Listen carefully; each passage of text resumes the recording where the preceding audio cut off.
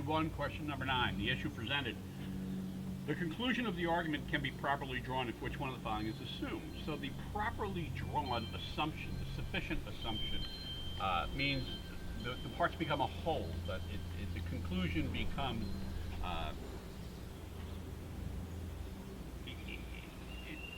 conclusion follows completely.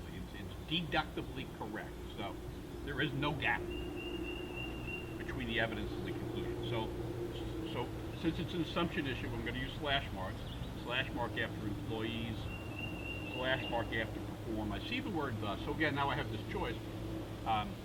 If you can begin reading from the word thus, but even if you don't begin reading from the word thus, just be aware that the first two sentences, it's just an overwhelming likelihood they're going to provide the reasoning, and the reasoning is going to take us to the conclusion. So experiment both ways. Experiment with reading from the word thus and saying, okay, I've got, I'll do that, right, just to show you how it works. Because it would be, thus, stiff competition can undermine the result it was intended to achieve. So what that tells me is I'm really focused on stiff competition and result. Okay, and now the reasoning is going to have to mention those factors, but I'm defending the proposition that be careful if you use stiff competition. It may undercut what you're trying to achieve. So now let me see what the reasoning is. Some managers think that the best way to maximize employees' performance is to institute stiff competition among employees. So there's that stiff competition. I know the conclusion is concerned with it. Here it is in the first premise, and it's now tethered to the best way to maximize employee performance is stiff competition, and that's a premise. Okay, maybe yes, maybe no, let's see. However, in situations where one competitor is perceived to be clearly superior, other competitors become anxious and doubt their own ability to perform. So stop for a second. Now we're in the competition, and one effect of the competition under certain circumstances is to cause other competitors to become anxious and to doubt their ability to perform. So there's an outcome here, right? We started out with your goal is to do what, right? Your goal is to maximize employee performance. You have stiff competition to do that. But the stiff competition is causing some people to doubt their own ability and to become anxious. And we've already read the conclusion. The conclusion is, so the stiff competition may end up undermining what you're trying to achieve. Oh, okay.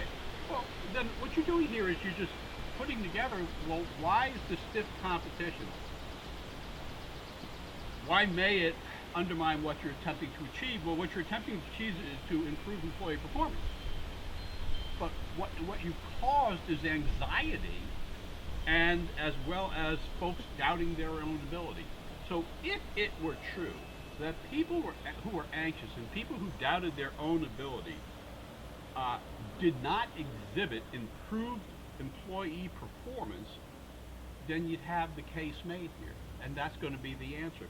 So when you're doing the sufficient assumptions, you're looking for language in the text. Okay, A.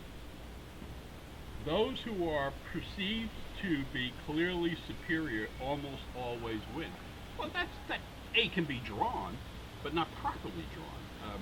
I don't know whether they win or not. I don't know if they always win. I just know from the reasoning, you got the other people who are anxious and doubt their own ability. But I don't know who always wins. So, again, it can be drawn, but not properly drawn. B. The winner of a competition is often the competitor who exerts the most effort. I don't know about you, but I didn't read anything in here about effort. So there's nothing in this argument about who has expended more effort. Just people who get screwed up because they get, in a competitive environment, they get anxious. C. When competitors perceive the competition as winnable, their overall performance generally improves. There's nothing in here about somebody's overall performance, certainly not on the winning side. All you get here from that premise is some people will become anxious. Some people will doubt their own ability, from which you can draw a conclusion their performance is negatively impacted, but not properly drawn. Doesn't have to be so. So C's not right. D. Doubting one's own ability to perform can decrease one's overall performance. Bada bing, bada boom. That statement, if it is true, that doubting your own ability to perform can decrease your overall performance, it causes the conclusion that stiff competition can undermine the result it was intended to achieve. Inescapable, because that's the text of the argument. E. Competitors who work to undermine the confidence of other participants often do better in competitions. I don't know that anybody is working to undermine anybody's confidence, nor do I know, nor is it properly drawn that you do better. You may draw that, but you may not properly draw that. So there, the answer is D. Pedrousas.